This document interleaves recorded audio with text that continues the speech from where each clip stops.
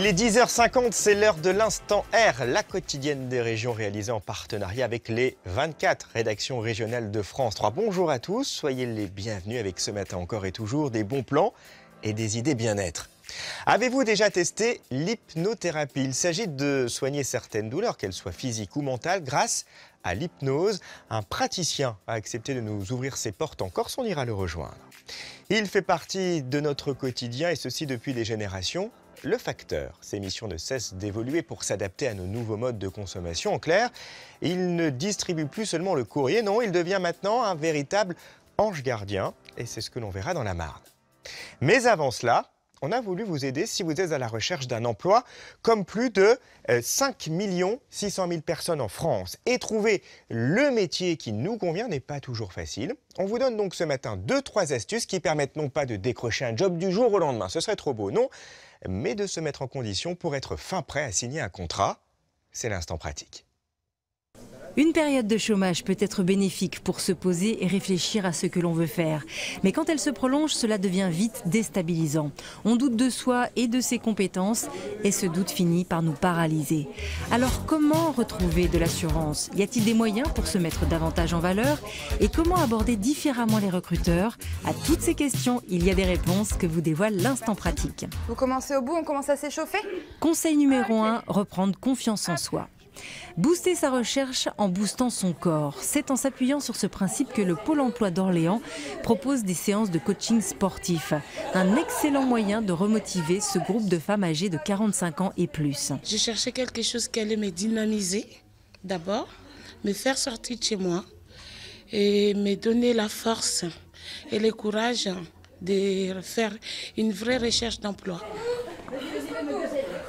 On crée une dynamique dans laquelle on cherche à les faire se dépasser un petit peu, leur montrer vous êtes capable d'eux, donc maintenant allez-y, allez entamer des démarches pour trouver l'emploi qui vous fait rêver et les redynamiser, leur donner confiance. Pour bénéficier de séances de coaching sportif, renseignez-vous auprès du Pôle emploi le plus proche de chez vous. Conseil numéro 2, savoir se présenter. Après des mois de recherche, vous réussissez à décrocher un rendez-vous. Mais là, c'est la panique. Comment s'habiller et réussir son entretien? Créée il y a 5 ans, l'association La Cravate Solidaire propose une séance de relooking et vous fait don d'un costume ou d'une tenue. Elle organise aussi une simulation d'entretien d'embauche menée par des bénévoles qui sont de vrais recruteurs. Le but du jeu, c'est d'aider les personnes qui viennent à l'association à préparer des entretiens à blanc d'embauche et de leur donner des petits conseils à se mettre en avant, à répondre à des questions difficiles, à anticiper des questions qui peuvent leur être posées, à changer l'attitude corporelle. Pour Adama, ça a fonctionné. Il a décroché un stage d'agent de sécurité. D'habitude, ça n'aboutissait pas parce que j'avais le stress. J'ai toujours été mal à l'aise devant les recruteurs. Et là, ça a changé. Maintenant, j'ai plus peur. J'affronte les recruteurs, je leur regarde droit dans les yeux. L'association La Cravate Solidaire est implantée dans 10 villes de France. Pour en savoir plus, connectez-vous à lacravatesolidaire.org. Conseil numéro 3, briser la glace. Autre méthode pour désacraliser l'entretien d'embauche. Mouiller le maillot avec son futur employeur. Le principe est simple. Le matin, demandeurs d'emploi et recruteurs se retrouvent sur un terrain de sport, tout le monde avec le même maillot, pour jouer ensemble. C'est l'occasion de faire connaissance autrement avant de passer des entretiens organisés sous forme de job dating. Le fait qu'elles se rencontrent le matin, les recruteurs, tout le monde habillé de la même manière, en t-shirt, ça veut dire on est tous à égalité, ça détend l'atmosphère, ça évite d'arriver stressé l'après-midi. Esprit d'équipe, fair play, goût de l'effort, certaines qualités sont communes au sport et au monde de l'entreprise. C'est vrai qu'en entretien, on est toujours un petit peu, on a un certain stress, on n'est pas comme on est habituellement, alors que là, ça m'a permis vraiment de rencontrer les jeunes femmes comme elles sont et comme elles seront dans l'entreprise sur leur lieu de travail en contact avec une équipe. Allez, un petit récap histoire de ne rien oublier. Pour mettre toutes les chances de mon côté et retrouver une activité, je reprends confiance en moi avec le coaching sportif.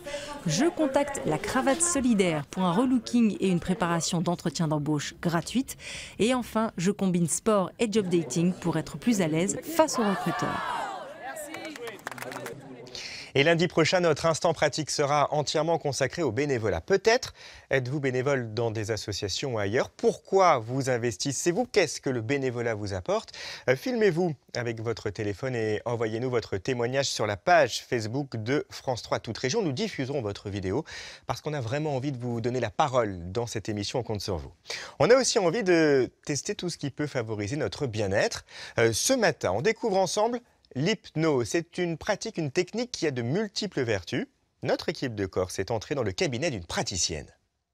Louis est à sa 2e séance d'hypnothérapie, une technique médicale utilisée par le service d'addiction du Phinozel depuis bientôt 2 ans.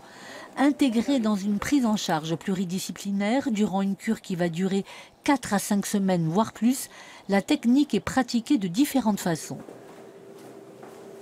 Il y a plusieurs degrés d'hypnose. On peut commencer dans les inductions par des hypnoses assez légères, et là on est dans le registre de la sophrologie par exemple, hein, ou de la relaxation. Hein.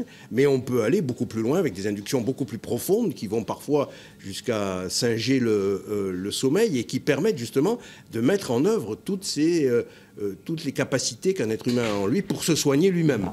Donc je vous propose, si vous le souhaitez, de fermer les yeux tranquillement et de vous concentrer sur cette inspiration. Se soigner soi-même grâce aux clés données par la thérapeute. Pour vous, aujourd'hui, et bien laisser cet oxygène rentrer et apporter toute cette énergie dans le corps. Et ce travail est en place à partir de l'instant où la voix parle. Et ce travail peut continuer et continue dans les heures qui vont venir, et encore bien plus loin dans les jours d'après, et peut se poursuivre encore bien plus longtemps. Se détendant de plus en plus profondément. La tonalité de Marie-Dominique est de plus en plus basse. Louis va arriver à se détendre, à lâcher prise. Au bout d'une demi-heure, le stress a totalement disparu. Voilà. C'est des moments que je n'avais jamais senti auparavant. Et cette sensation-là de se retrouver, on va dire, entre deux eaux, me permet plus de me concentrer sur la problématique donc, que je suis en train de faire en ce moment, quoi. Avant de retrouver le cours de la cure, Marie, Dominique et Louis font le point. On ne travaille pas forcément tout le temps sur la même chose. Là, c'est par exemple le stress aujourd'hui, mais ça aurait pu être... au départ, on a travaillé sur d'autres problématiques. Et la prochaine fois, ce sera peut-être une autre problématique. Donc chaque fois, quelque chose se règle en fait, et le patient, lui, en ressort... là, aujourd'hui, satisfait. Je vous dis donc à la semaine prochaine. Hein. L'hypnothérapie, une technique médicale très ancienne et qui commence même à faire son entrée dans les blocs opératoires. Allez, bonne journée. Merci à vous aussi. On reste ensemble ce matin pour faire une belle découverte dans le sud de la France. On rejoindra Aubagne, la ville de Marcel Pagnol, qui continue aujourd'hui encore à inspirer de nombreuses troupes de théâtre. On testera également les voitures de course mythiques des années 60 grâce à 2 ingénieurs qui ont créé une école de pilotage un peu particulière près de Clermont-Ferrand. Mais auparavant, on ouvre l'instant dossier consacré ce matin au métier de facteur. Peut-être d'ailleurs vient-il de passer chez vous. Ils sont 73 000 en France et vous allez le voir, leur rôle n'a cessé d'évoluer ces dernières années. Aujourd'hui, ils font bien plus que distribuer le courrier. On part à Prunay, c'est dans la Marne.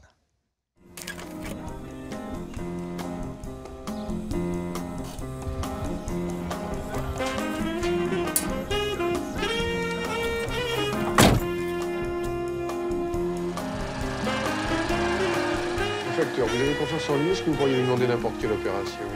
Oh, exactement. Très gentil, très serviable.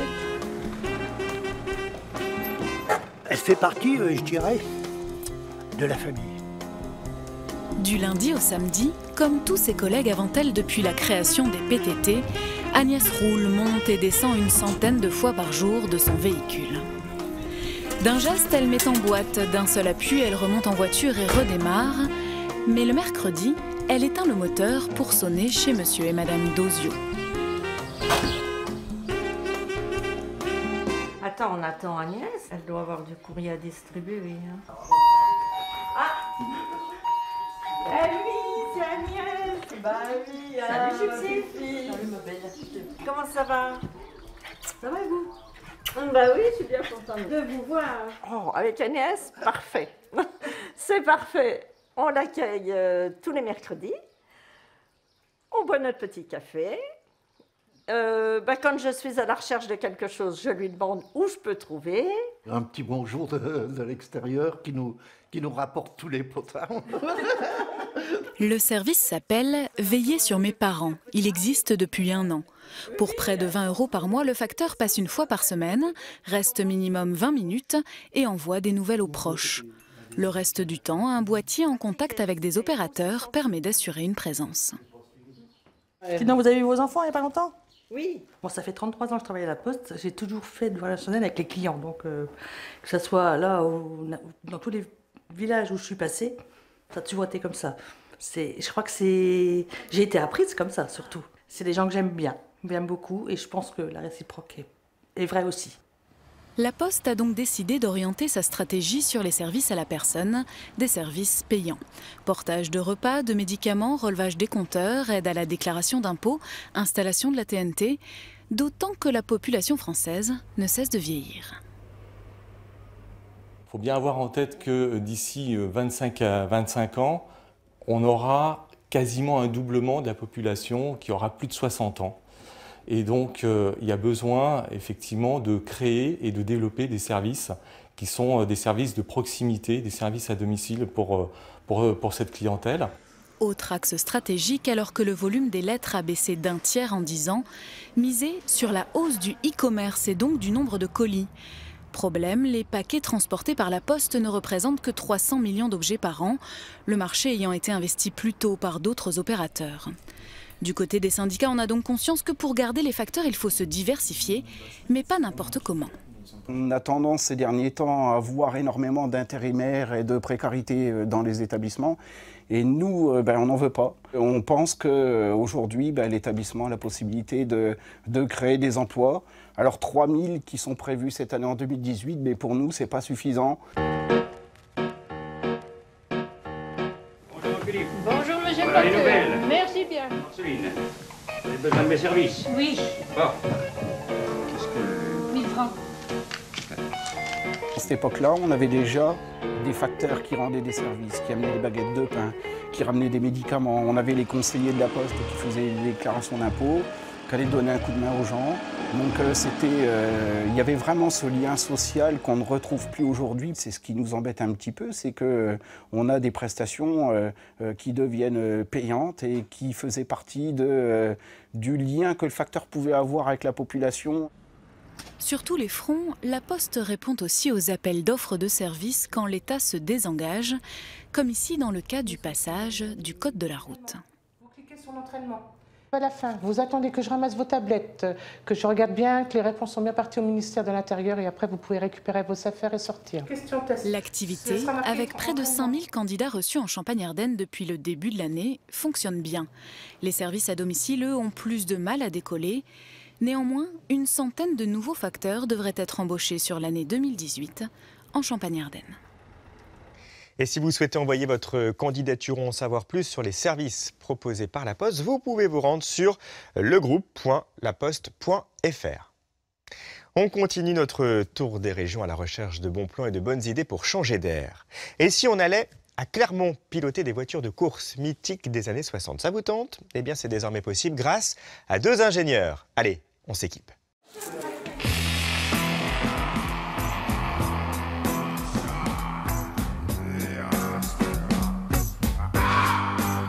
Elle est à nouveau la vedette du circuit de Charade, la Crossley 90, dans la pure tradition des formules Ford. 50 ans après, elle n'a pas pris un gramme. La même ligne qu'à l'époque, 420 kg pour 110 chevaux sous le capot. C'est incroyable, c'est une sensation très sympa, surtout quand on attend ça depuis quelques années. Retrouver ces voitures dont on arrivait quand on était enfant, c'est exceptionnel. C'est un circuit qui est très technique, donc il faut quand même apprendre à le connaître et il faut être humble. C'est un circuit qui ne pardonne pas.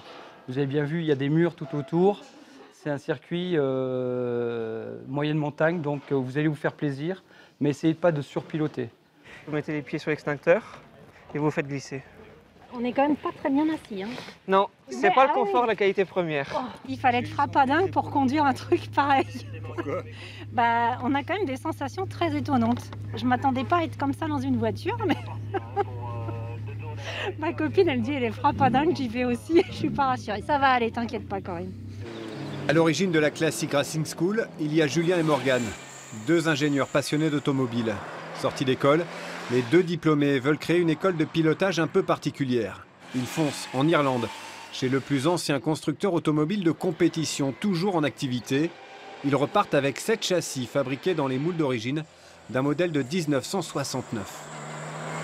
C'est une voiture qu'on peut appeler emblématique, quoi. C'est vraiment le look cigare à 4 roues, disons, qui a fait on va dire, la gloire de certaines légendes comme Jim Clark, qui a gagné par exemple un Grand Prix en Formule 1 ici en 1965. C'est dans ces incomparables autour des cratères de Charade et de Grave Noire que se dessine le circuit automobile international de montagne. Le Grand Prix de la CF, qui s'est déroulé justement à 2 pas de Clermont-Ferrand sur un circuit très tourmenté, a posé également des problèmes mécaniques.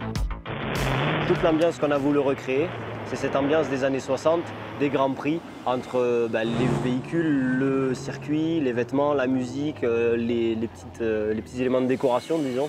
Tout permet de replonger les gens, les apprentis pilotes, comme je l'ai dit, dans l'époque des années 60. Ah, les sensations, c'est excellent. On est à ras du sol, on n'a pas besoin d'aller très vite pour avoir beaucoup de sensations. Et ce qui est très plaisant, c'est le fait effectivement de pouvoir bien choisir avec une tenue de route incroyable les trajectoires, les freinages, etc. Ce qui fait le plus peur, en fait, c'est de monter dans la voiture au début, parce qu'on se dit que ça va être impossible de conduire un truc comme ça. Le premier tour, parfait en respectant les instructions pour sentir un peu le truc, puis après, on s'amuse. C'est très sympa. Franchement, j'ai adoré. Ce saut dans le temps a tout de même un coût, 1 900 € la journée, le prix de la nostalgie.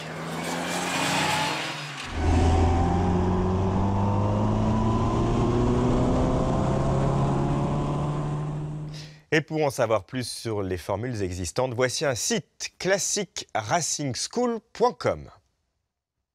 On poursuit notre voyage dans le temps. Après les années 60, on part en 1944 pour revivre le D-Day grâce à Tony Vaccaro, devenu célèbre pour ses photos de la Seconde Guerre mondiale. À 95 ans, après une vie riche en rebondissements, il s'est installé à New York. C'est l'instant portrait.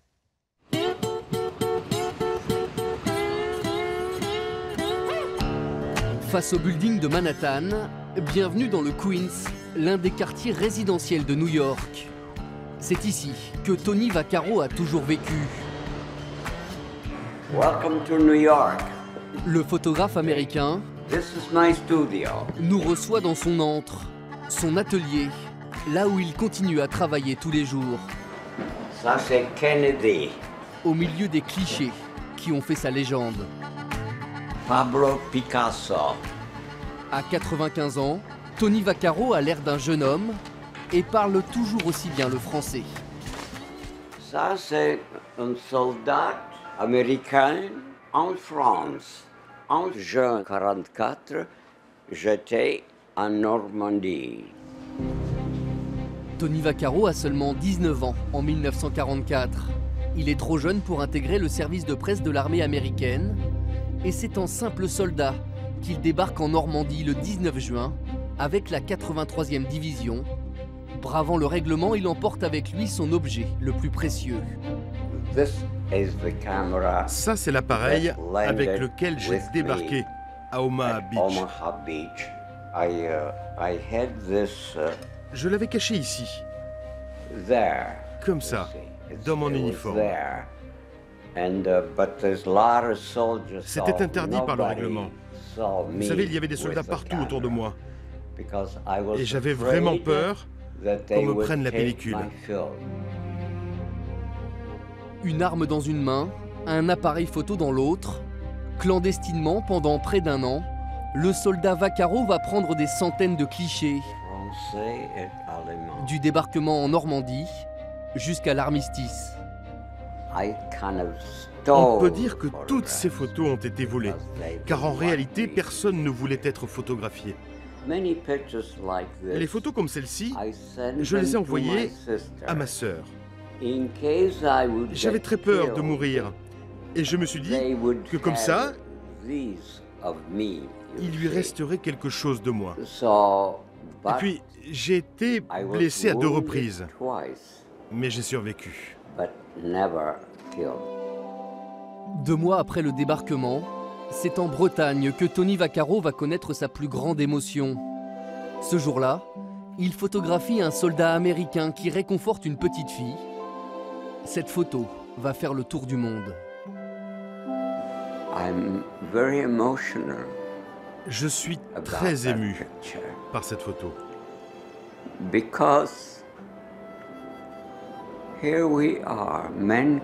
Parce qu'en voyant ce soldat si bon, avec un cœur immense, je me demande pourquoi les hommes ont besoin de s'entretuer. La vie est magnifique. Avec l'armée américaine, Tony Vaccaro ira jusqu'à Berlin. Il sera l'un des premiers à photographier le nid d'aigle d'Hitler. J'ai été si proche de l'enfer, mais j'ai vécu au paradis. Car après la guerre, il décide de faire de la photo son métier. Pendant 50 ans, Vaccaro tire le portrait des grands de ce monde, ce qui fait son succès et sa fortune.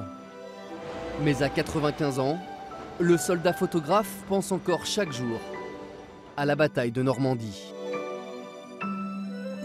À bientôt et au revoir en France.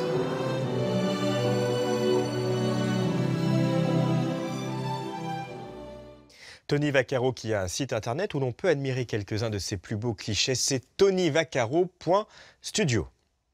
On revient en France, dans le sud. Si je vous dis Aubagne, vous pensez certainement à Marcel Pagnol, un nom indissociable de cette ville Aubagne, où une troupe de théâtre fait revivre son œuvre à travers des randonnées théâtrales, des mises en scène plus vraies que nature. Marcher de manière naturelle. En Provence, sur le sentier des collines d'Allo, près de 300 marcheurs vivent chaque dimanche avec les beaux jours une expérience théâtrale inédite. Voilà. Rapport peut-être à l'aviation, je ne sais pas, faites-le. Avec la compagnie Dans la Cour des Grands, une compagnie entièrement dédiée à l'œuvre de Marcel Pagnol. Depuis 10 ans, le succès ne se dément pas. Oui. Ça, c'est des gens du cinématographe. Ouais. Voilà. Et alors, s'il y a des personnes qui ne veulent pas apparaître dans l'écran de cinématographie... On a des cagoules. Voilà. Ou alors, vous vous jetez dans les bosquets, comme ça. Voilà. Donc, s'il y en a qui ne veulent pas, ils se cachent. Après le Spunz, c'est la fille du puisatier qui se joue parmi eux et les surprend encore. Tout à l'heure, mademoiselle Estelle, en tout cas, ce fut un plaisir. Merci. Eh, monsieur Jacques, faites-nous un petit coucou de l'avion. Vous ne verrez pas de là-haut, hein. Eh ben, volez plus bas. Voilà. Pas trop bas quand même. Non, non, quand même. En même temps qu'on va cheminer dans les collines, on va cheminer dans l'œuvre avec toute une déambulation, des scènes qui sont prévues. C'est un peu comme si vous étiez témoin de ce qui se déroule, comme si vous étiez un habitant du village et puis qui vit ce qui se passe au fur et à mesure. Tu vois, je vais te dire, ma pauvre mère, elle avait raison de dire. Faille des belles amerta et tu nous rendras caga. Oh, comment il s'appelait le chef de dépôt au tramway là? Du jonchier. Du jonchier. LZR du jonchier.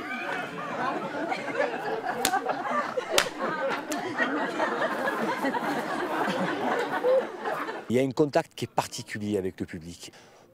On a de temps en temps, 2, 3 qui veulent un peu rigoler, mais ils comprennent vite que c'est pas à eux de faire ça. Voilà, c'est pas à eux de le faire. Alors après, ils en redemandent. En fait, bien souvent, quand on marche, ils viennent juste accoster des fois pour essayer de trouver quelque chose, un rire, quelque chose, quoi, le personnage qui leur parle encore. Tout là-haut, sous les nuages, déployons nos ailes. Tout là-haut, sous les nuages, déployons nos ailes. Le texte est très riche. Du coup, on peut toujours rajouter quelque chose dans le jeu, une respiration, un souffle, un sentiment, et ça évolue en permanence. Et c'est vrai que chez Pagnol, ce qui est très amusant quand on joue Pagnol, c'est qu'on a vraiment les deux facettes à jouer. On a vraiment la comédie et on a le drame, quoi. André, pardon, excusez-moi. Non, mais, pardon, non mais qu'est-ce que c'est que tout ce monde chez nous là? C'est incroyable! Je ne sais pas, ils sont là, ils sont assis, ils nous regardent, mais ils achètent rien. En plus C'est un mélange entre plaisir d'être en plein air, surprise de découvrir une pièce dont j'avais bien sûr entendu parler mais que je ne connaissais pas, par des comédiens qui sont extra, on rentre vraiment dans l'histoire, plus le moment partagé en famille et avec des amis. Donc tout est réuni pour passer un super moment. Le jeu est beau, le rôle est magnifique. Moi, ça moment, tu te dis, tu t'y crois. En plus, dans la garrigue, il y a un grand moment de silence, même la nature se tait. La randonnée théâtrale se glisse dans les interstices entre la fiction et la réalité pour offrir aux randonneurs une immersion dans le monde enchanté de Marcel Pagnol. Allez, vas-y. Au revoir Patricia, au revoir Pascal, au revoir Amanda. Allez, et j'espère à bientôt. Me repas, hein? Ça dépend pas de moi, Pascal. Et vous, prenez soin de Patricia. Ah, ça dépend de moi, va, pars tranquille. Merci Pascal, à bientôt. Et si vous êtes tenté par ces randonnées théâtrales, marcel-pagnol.com vous donnera toutes les infos à connaître. L'instant R, la quotidienne des régions, c'est fini pour aujourd'hui. Prochain rendez-vous demain matin à 10h50. Notre instant pratique sera consacré aux vacances qu'on va prolonger un peu, oui. On va vous donner des astuces pour profiter de quelques jours de repos en septembre, hors saison donc. À demain, midi en France, c'est maintenant.